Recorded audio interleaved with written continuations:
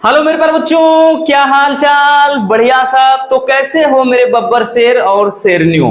प्यारे बच्चों, आज के इस वीडियो में हम केमिस्ट्री के 4 चैप्टर डी तथा एफ ब्लॉक के तत्व में एक बेहद शानदार टॉपिक को देखने वाले हैं। भाई इसमें दो ही चीज तो पढ़ना है। एक आपका डी ब्लॉक का तत्व जिसको अपन संक्रमण तत्व कहते हैं, और दूसरा है भैया एफ ब्लॉक के तत्व जिसे अंतः संक्रमण तत्व कहा जाता है। ठीक, और इसके अलावा भी आपके जो हैं ये लैंथेनाइड एक्टिनाइड है वो एफ ब्लॉक में, तो भाई उसी में माना जाएगा। तो यही दो चीज है और हर साल आपके बोर्ड एग्जाम में पूछा जाता है यहां से क्वेश्चन 100% हर एक सेट में, कि चाहे वो आपका संक्रमण तत्व से रिलेटेड आए या फिर अंतः संक्रमण तत्व से रिलेटेड आए। तो आज हम बहुत ही सिंपल तरीके से संक्रमण तत्व के बारे में जानेंगे, या संक्रमण धातु पूछता है संक्रमण तत्व किसे कहते हैं, या फिर कहेगा भाई संक्रमण मतलब डी ब्लॉक के तत्व को संक्रमण तत्व क्यों कहते हैं, और कहेगा संक्रमण तत्व के लक्षण लिखिए, या फिर कहेगा इनकी विशेषताएं। तो कई तरीके से इसको घुमाकर पूछता है आपके एग्जाम में क्वेश्चन। चलिए देख लेते हैं भाई। आपके सामने एक पेरियोडिक टेबल है बच्चों, ठीक है। ये क्या है? Periodic table of elements. तो ये तत्वों की क्या है? एक आवर्त सारणी। अब आवर्त सारणी होती क्या है? तो भाई हमको पता है कि जो मेंडलीफ नामक वैज्ञानिक थे उन्होंने तत्वों को एक सिस्टमेटिक क्रम से रखा, रखने के बाद एक जो ग्राफ पूरा तैयार हुआ, एक श्रेणी बनी, मतलब एक पूरा का पूरा सारणी बन गई, उसी को कहा जाता है आवर्त सारणी। अब इसमें उतना ज्यादा गहराई में नहीं जाना है, केवल हमको यह समझना है कि इसमें जो ऐसी 36 पंक्तियां हैं भाई उनको अपन आवर्त कहते हैं। क्या कहते हैं बच्चों? जैसे ये पहला है, दूसरा है, तो ये पहला, दूसरा, तीसरा, चौथा, पांचवा, छठवां, सातवां, तो कहने का मतलब 7 आवर्त हैं। इसके बाद इसमें कुछ ये ऊर्ध्वाधर हैं भाई, ये ऊर्ध्वाधर है। ऊर्ध्वाधर में अगर आप यहां से काउंट करते हैं तो भाई 1 हो गया, 2, 3, 4, 5, 6, 7, 8, 9, 10, 11, 12, 13, 14, 15, 16, 17 और 18। तो इसमें वर्ग या समूह की बात करें भैया तो कितने वर्ग हैं? 18 हैं, यानी समूह कितने हैं? 18। तो ये चीज समझ गया कि भाई इसका जो मतलब इसमें कितने पेरियोड्स हैं, तो ये 7 हैं। इसमें ग्रुप्स कितने हैं? 18 हैं। मतलब 7 आवर्त 18 समूह। ये मतलब इनमें बांटा गया है 36वां ऊर्ध्वाधर पंक्तियों में। तो ये चीज तो भाई समझ में आ गया। अब इसमें समझ लेते हैं भैया कि किसे कौन सा ब्लॉक कहा जाता है। तो ये जो आपका है 1 और 2 वाला, ये दिख रहा है ना, ये भैया आप दिख रहे, आपको दिख रहा होगा प्रॉपर। तो ये 2 है भैया, एक ये है, एक ये है, इसको बोलते हैं एस ब्लॉक। तो आपके बोर्ड एग्जाम के सिलेबस से ये गायब हो चुका है। पहले था, पहले भाई 2019 के पहले ये पूरा का पूरा था, एस ब्लॉक पूरा, एसपी पूरा पढ़ना था, लेकिन अब हटा दिया गया है सिलेबस से। तो ये एस ब्लॉक है। एस ब्लॉक में क्या कौन सा है? तो भाई ये आपके फर्स्ट ए और ये बी का है, ठीक है। कहने का मतलब hydrogen, lithium, sodium, potassium, rubidium. आपको एक ट्रिक भी बताया था कि हाय लैला ने किया रब से फरियाद, ठीक है। यहाँ पे सीजियम, फिर फ्रेंसियम। दूसरा कि बी यानी बेरिलियम है, मैग्नीशियम है, कैल्शियम है। तो इसको बताया था कि बेचारे मजनू का सर बड़ा रूठा, या बहुत लोग कहते हैं कि बेटा मांगे कार स्कूटर बाप राजी। तो कई तरीके से भाई ट्रिक बना सकते हैं। तो ये क्या है भैया? एस ब्लॉक है रसगुल्लो।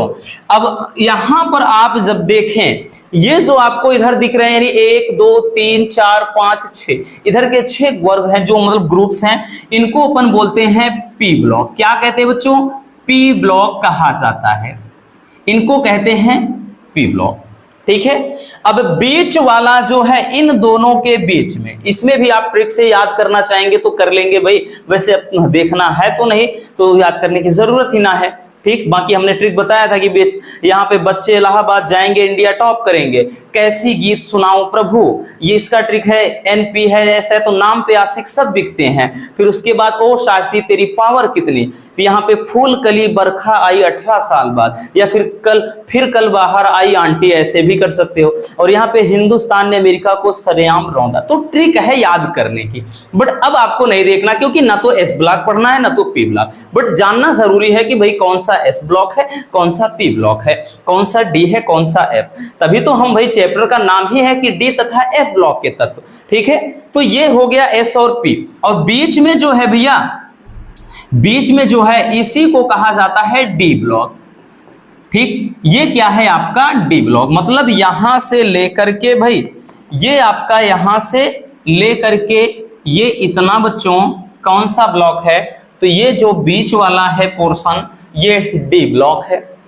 ठीक है, अब उसके बाद इसी के अंतर्गत यहां पर अगर आप नोटिस करें तो यहां पर क्या है भाई, यहीं से निकाल करके इनको दो अलग अलग 36 पंक्तियों में रख दिया गया, जिनको क्रमशः लैंथेनाइड कहते हैं भैया, लैंथेनाइड, और दूसरा क्या है एक्टिनाइड, और इसी को नाम दे दिया गया कौन सा ब्लॉक, तो इसको नाम दे दिया गया एफ ब्लॉक। कौन सा ब्लॉक भैया, एफ ब्लॉक। तो इस तरह से आपके S, P, D and F ये 4 ब्लॉक हो जाते हैं। समझ में आ गया कि भाई ब्लॉक कौन कौन से हैं। अब इसमें 14 दोनों में तत्व होते हैं भाई, इनको आवर्त सारणी के बाहर स्थान दिया गया है। ये प्राय आपके मतलब रेडियो एक्टिव या रेडियो सक्रिय धातु होते हैं, इतना याद रखना।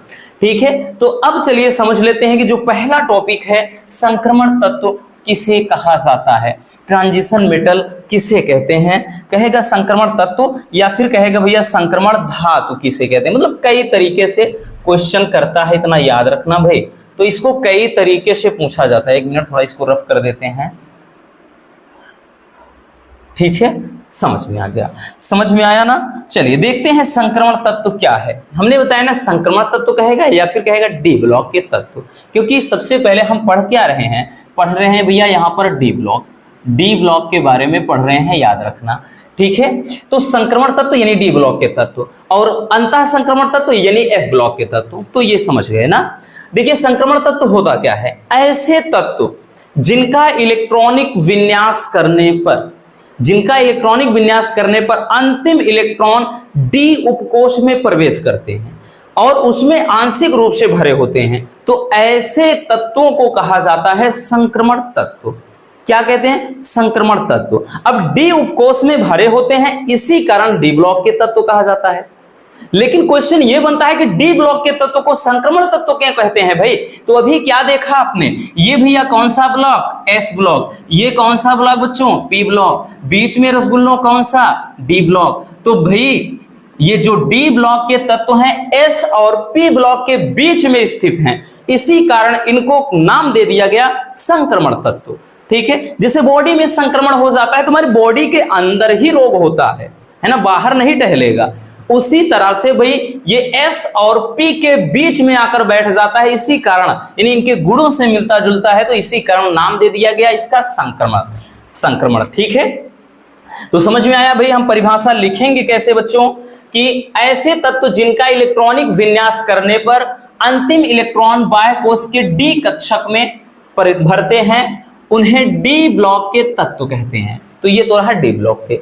अब डी ब्लॉक के तत्वों को ही क्या कहा जाता है, संक्रमण तत्व कहा जाता है। क्यों कहते हैं, अगर पूछ लिया जाए कि डी ब्लॉक के तत्व को संक्रमण तत्व ही क्यों कहा जाता है भैया, तो अभी बताया कि डी ब्लॉक के जो तत्व हैं एस तथा पी ब्लॉक के बीच में स्थित होते हैं, इसी कारण से इनको संक्रमण तत्व कहा जाता है। यही कारण है कि इनको संक्रमण तत्व कहा जाता है। अब जो संक्रमण तत्व हैं इनको भाई 4 श्रेणियों में बांटा गया है। ध्यान से समझना बच्चों, इनमें क्या होती है, 4 श्रेणियां हैं। ठीक, संक्रमण तत्व में 4 श्रेणियां डिवाइड है, देख सकते हैं ना भाई। ये यहां से यहां तक तो है, यही तो है ना बच्चों, यही पूरा का पूरा है भाई। तो इसमें देखिए 4 ही तो, 1 है, 2 है, 3 है, 4 है। ठीक है, तो 4 है। अब है कौन से, तो भाई ये क्रमशः इनको कहा जाता है 3D श्रेणी। ठीक है, 3D श्रेणी हो गया। दूसरा हो जाता है कि 4D श्रेणी। कौन सा, 4D श्रेणी। तीसरा हो जाता है भैया 5D श्रेणी। ठीक है, और उसके बाद चौथा हो जाता है 6D श्रेणी। 6D श्रेणी। तो ये समझ लेना भाई, इनको क्रमशः 3D, 4D, 5D, 6D श्रेणियों के नाम से भी जाना जाता है। और प्रत्येक में अगर हम बात करें तो भैया आप काउंट करेंगे तो यहाँ पे 10-10 एलिमेंट्स हैं। अपवाद स्वरूप इसमें देखिए बीच में लैंथेनाइड, एक्टिनाइड भरा है ना, तो ये क्या है, सब में 10-10 एलिमेंट्स होते हैं। तो इतना तो समझ में आ गया भाई कि संक्रमण तत्व किसे कहते हैं, या फिर कह लें कि डी ब्लॉक के तत्व क्या हैं। ठीक है, तो चलिए इतना पहले स्क्रीनशॉट कर लीजिए भैया। ठीक, बहुत ज्यादा गहराई में जाने की जरूरत नहीं है, जो हमारे काम की चीज है वही देखना है। ठीक, जल्दी से इसको स्क्रीनशॉट कर लीजिए। फिर हम चलते हैं भाई, इनका इलेक्ट्रॉनिक विन्यास देख लेते हैं, फिर इनके लक्षण को समझते हैं। ठीक है, चलिए हो गया बच्चों। अब आते हैं भाई कि इनका इलेक्ट्रॉनिक विन्यास। जो संक्रमण तत्व होते हैं, तो संक्रमण तत्व का जो इलेक्ट्रॉनिक विन्यास होता है वो क्या होता है। ठीक, तो ध्यान देना भैया कि इनका इलेक्ट्रॉनिक विन्यास, इलेक्ट्रॉनिक विन्यास क्या होता है, तो याद रखना इनका इलेक्ट्रॉनिक विन्यास होता है n-1 इंटू डी की घात में 1 से लेकर के 10 तक का इलेक्ट्रॉन, उसके बाद इंटू n(s) की पावर 1 से 2 तक। यानी अगर हम बात करें तो इनके बाह्य कोश का इलेक्ट्रॉनिक विन्यास यही चीज होता है भैया। ठीक है, ये ठीक सबसे ज्यादा पूछा जाता है, ये बहुविकल्पी में आता है, बहुत ज्यादा आता है भैया, याद रखना ये इलेक्ट्रॉनिक विन्यास होता है। लाइक दैट, अब जैसे फॉर एग्जाम्पल के थ्रू अगर हम देखें तो इसमें थोड़ा देखिएगा, यहाँ पे जैसे हम कोई भी एलिमेंट्स ले लेते हैं तो यहाँ पर जैसे स्कैंडियम है, टाइटेनियम है, वैनेडियम है, यानी 21, 22, 23 स्कैंडियम, टाइटेनियम, वैनेडियम। तो हमने क्या किया, यहाँ पर सबका जैसे ले लेते हैं। ठीक है, 3 ले लेते हैं। कौन कौन सा, तो जैसे हमने बताया कि Sc इसका 21 होता है परमाणु क्रमांक, स्कैंडियम हो गया, Ti हो गया, टाइटेनियम हो गया। ठीक है, Ti यानी टाइटेनियम हो गया। अब उसके बाद फिर क्या हो गया, वैनेडियम। अगर हम इन सब का इलेक्ट्रॉनिक विन्यास करेंगे क्या हो जाएगा, ध्यान से समझना। तो भाई आपने पढ़ा है 1s2, 2s2, 2p6, 3s2, ठीक, उसके बाद 3p6। फिर ये 4s वाले में कितना होता है, 1 या फिर 2 होगा। बट उससे पहले जो d वाला है यानी 3d भरेगा भैया। इसमें ध्यान देना, ये क्योंकि s में तो 2 ही होते हैं, s में कितने होते हैं, तो s वाले में ध्यान देना मिनिमम इसमें 2 ही इलेक्ट्रॉन रह सकते हैं। तो यहां पर क्या हो जाएगा, 1s2, 2s2, 2p6, 3s2, 3p6, 3d1 और 4s2। तो इसमें 1 या 2 इलेक्ट्रॉन रह सकते हैं। बट ध्यान देना d वाले में 1 से लेकर 10 तक, तो कह सकते हैं कि ये वाला जो है वो आंशिक रूप से भरा होता है, मतलब ये पूर्णता नहीं भरा होता। इसी कारण में बहुत सारे लक्षण, बहुत सारी विशेषताएं होती हैं किनमें, संक्रमण तत्वों में। ठीक है, इसका जैसे अब करेंगे तो क्या करेंगे भाई, 1s2, 2s2, 2p6, 3s2 और उसके बाद 3p6 हो गया। अब 3d यहां पर 2 हो गया, 4s2 हो गया।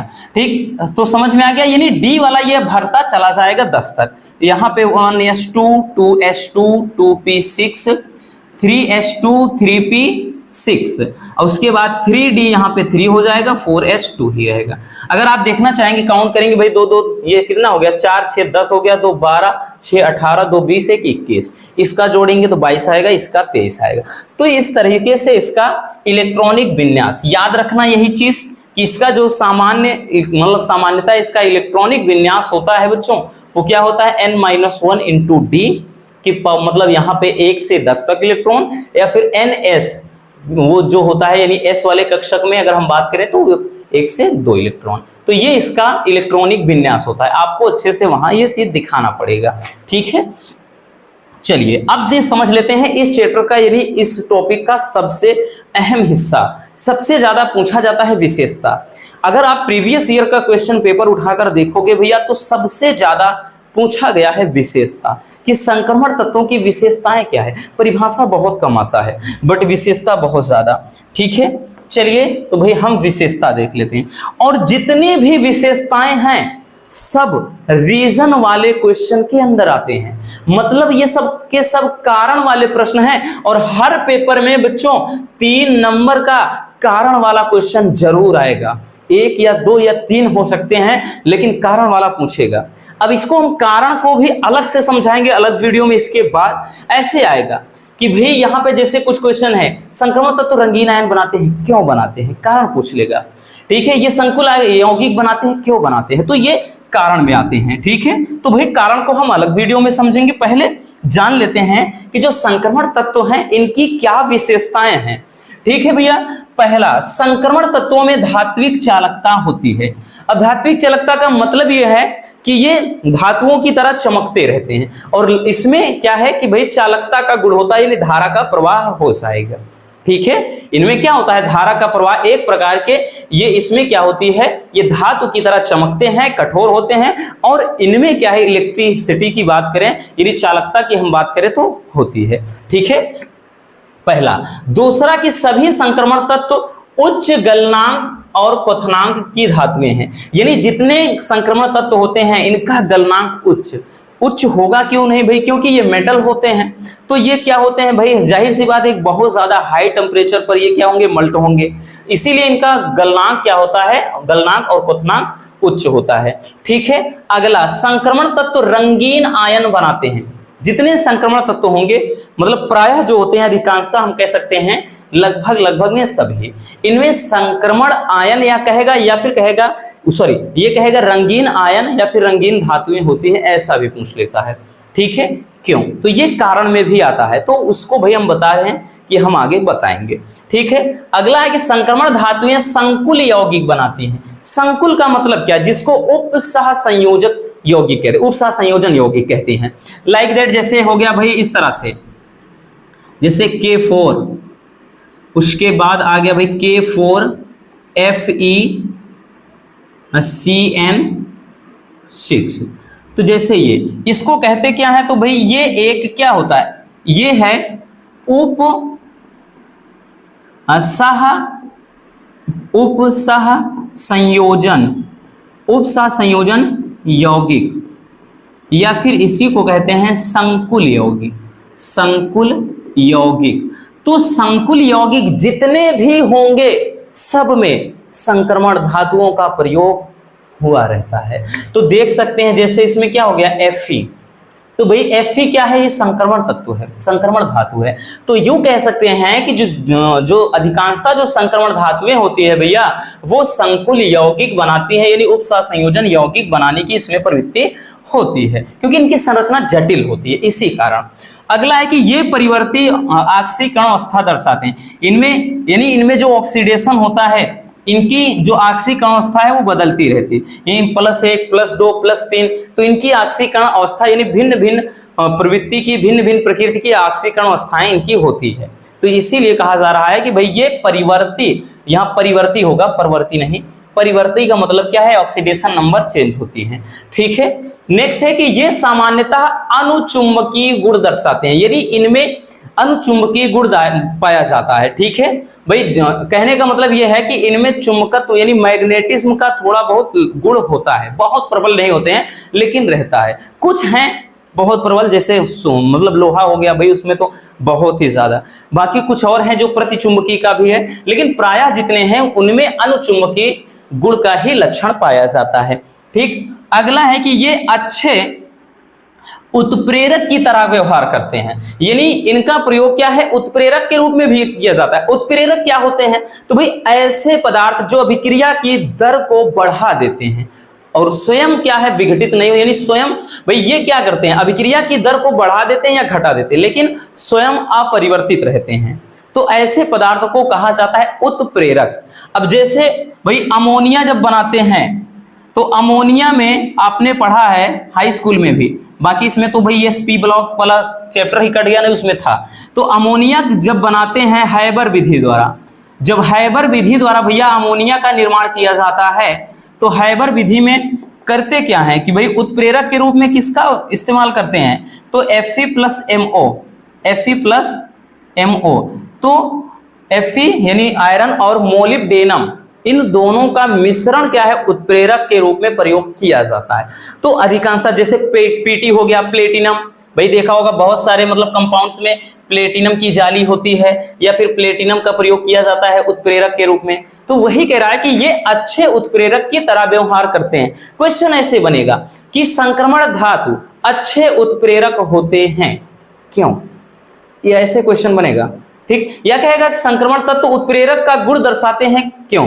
तो ये ध्यान देना भैया, ये कारण वाले में भी आता है। अभी तो आपको केवल विशेषता समझना है, बाकी कारण हम अलग से समझाएंगे, ठीक है। तो इसको भी स्क्रीनशॉट कर लीजिए। हो गया बच्चों, तो बस आज के इस वीडियो में इतना ही। उम्मीद है ये टॉपिक आपको अच्छे से समझ में आया होगा। बहुत ज्यादा टेंशन नहीं लेना रसगुल्लो, मजे में बस ऐसे पढ़ते चलिए, एंजॉय करते हुए। मिलते हैं किसी और ऐसे शानदार टॉपिक के साथ। अगर वीडियो पसंद आई हो तो प्यार से एक लाइक जरूर कर देना, और नए हैं तो चैनल को सब्सक्राइब जरूर कर लीजिए, ताकि ऐसे मजेदार टॉपिक आप तक रेगुलर पहुंचते रहे। क्योंकि वक्त अब नहीं है भाई, धीरे धीरे वक्त जा रहा है और आपको भी मजे में अच्छे से पढ़ाई करना है। तो मिलते हैं किसी और शानदार टॉपिक के साथ। Love you, bye bye, take care. और हाँ, एक प्यारा सा कमेंट करना ना भूलिएगा।